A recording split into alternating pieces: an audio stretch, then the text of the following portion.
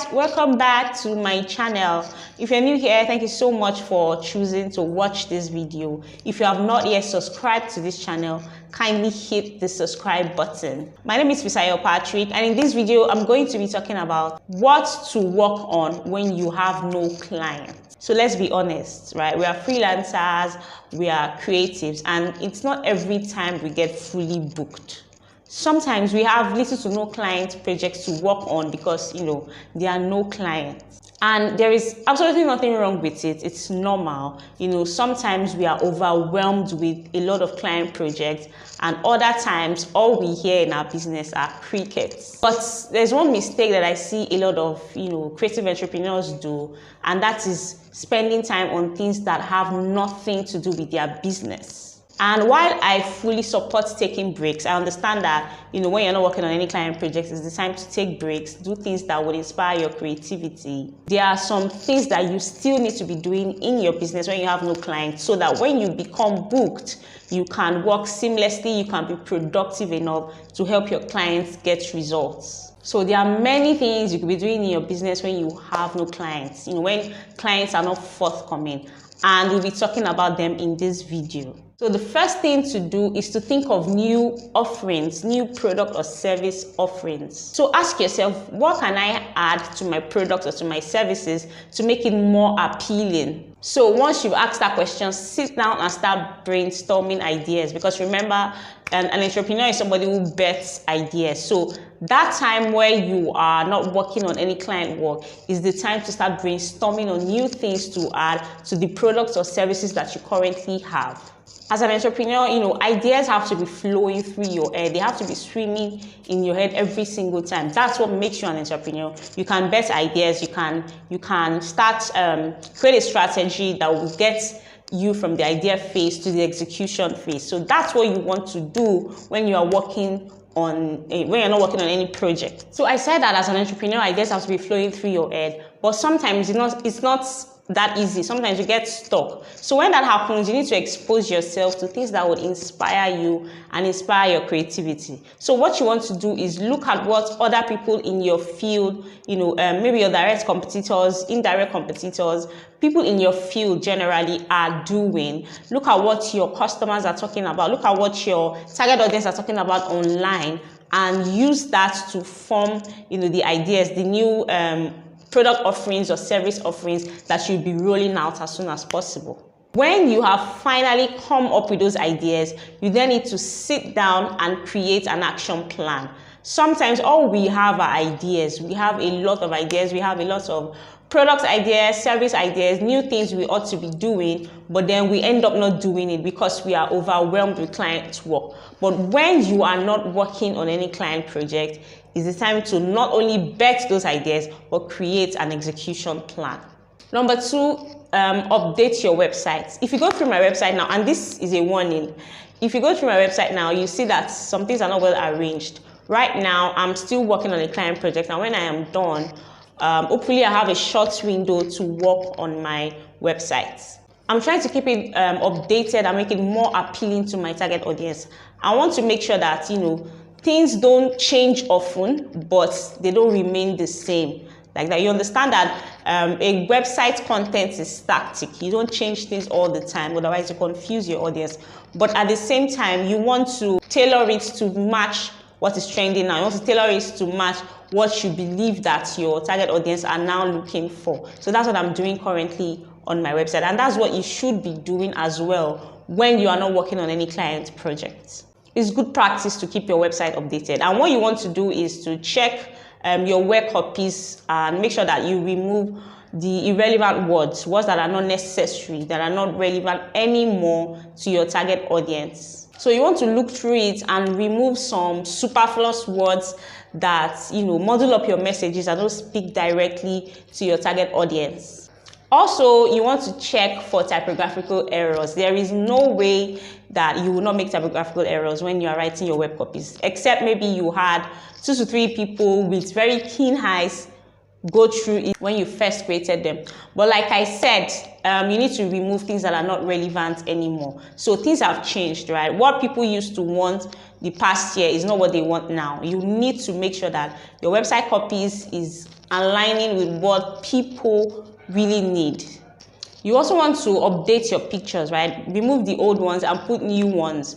If maybe your photography style has changed within the year, or if those pictures are no longer giving you that vibe that you want, it is important that you replace them with new ones. So for me, I put pieces of my blog post in my own page, and I make sure that as I update my blogs, I update that home page so that new articles will be there. Also, you want to update your portfolio, you want to update your client testimonials, and so on and so forth. Now, speaking of blog posts, that takes me to the next point. Number 3, work on new blog posts. I just recently updated my blog with a new article after weeks of working on a client project. Blogs are a great way to get traffic to your website and also get more eyes to your business. So instead of dancing on TikTok, except it's absolutely necessary for your business, instead of dancing on TikTok, why don't you sit down and churn on good articles for your blog that will help your target audience fulfill a need in their life? It not only drives traffic too. So if you have relevant content on your blog, relevant articles up that is relevant to your target audience, it not only drives them to read the post, it also gets them to know about your businesses. There are so many business owners that I have found on Pinterest. There are so many business owners that I have found just by reading blog articles. And if you are consistent with updating your blog, you can also be found by the people who need what you have to offer. And you want to make sure that all your blog posts are pointing readers to your offerings with a clear call to action. You make sure that the call to action is pointing readers to what service you have to offer, what product you have to offer. And finally, add the appropriate images for each blog post. Number 4, you can work on new lead magnets. So lead magnets help you to grow your email lists very quickly because they are magnets for leads. So it could be a PDF course that your target audience whoever stumbles on your website or your blog would love, and then they will download in exchange for their email addresses. So you're giving it out for free in exchange for their email addresses. It could also be a 5 to 7 day email course. I know I've subscribed for that on so many blogs, and it's really helpful. So if you have something important to share, something fun to share, something really valuable to share, you can do that in a 5 to 7 days email course, and you set up automations and all of that. So you get people to drop their emails in your email service provider, and you are growing your email list steadily. One thing to note is that whatever it is you are giving people in exchange for their email addresses, that is your lead magnet, has to be really, really valuable. If it is something that they can just copy from Google, if it's something that they can just see when they browse, when they search for on Google, then it's not going to be valuable enough for them. People are not going to give you their email list for them. So you need to put a lot of thought into creating your lead magnets. Number 5, you can be creating your social media content. Sometimes when you are fully booked with client work, you find it difficult to create content for your own social media pages, and then it feels as if you've disappeared. People don't see you anymore. And currently that's what I'm facing. So I find it really difficult to create content for my social media pages when I am working on client projects. So what I do is, when I am not busy, I create like a week or more than 1 week worth of content for social media, and that's what you should be doing. So what you want to do is create them when you are not busy, and schedule them to go up automatically. Because see, when you get into full work mode or full client work mode, planning content for social media will be the last thing on your mind. So slow periods like when you are not working on any client projects are the best times to create them. So create your content, create your content calendar, schedule them to go up automatically. You can go ahead to plan a whole month's worth of content when you are less busy, when you are not working on any client's project. And that way, when you become fully booked, you are working on your client's project and your social media content is doing the work for you. Number 6 is to work on new emails. And now I think that this is the best time to talk about my new email marketing platform called Substack. I don't even know whether to call it an email marketing platform, because it seems to me that like it's much more than that. But I have an email marketing platform on Substack.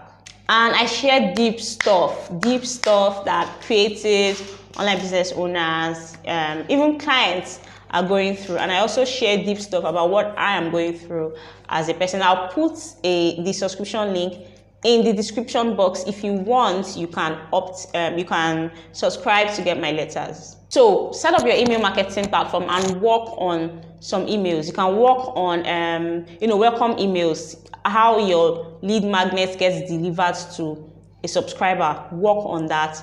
Work on email courses, the 5 to 7 day email courses that I spoke about. Work on them. Work on what you will be sending to the subscribers. Don't forget that it has to be very valuable. Also, work on welcome packets that your clients will be receiving once you onboard them, like contracts, invoices, etc. All right, so there are so many things that you could be doing, like cleaning out your email box, your own email box. Clean them out, unsubscribe from some things that are not really necessary anymore. You can also clean out your workspace. You can clean out your laptop, delete unimportant folders from your laptop before it crashes. Also work on your books, work on your finances, arrange the money appropriately. So that's all I'm going to be saying on this topic. I want you to understand that everyone goes through slow periods in their business. Some people though have mastered the act of getting leads, getting clients every month, that they don't even have free time. But if you are just starting out, or if you have even started and you're experiencing slow period, it's absolutely normal. Just make sure that you're doing all these things to make you more productive and get more results for your clients. Thank you so much for watching this video. If you loved it, like it and hit the subscribe button. Don't forget to follow me on Instagram at Fisayo Patrick 1. I will see you in the next video.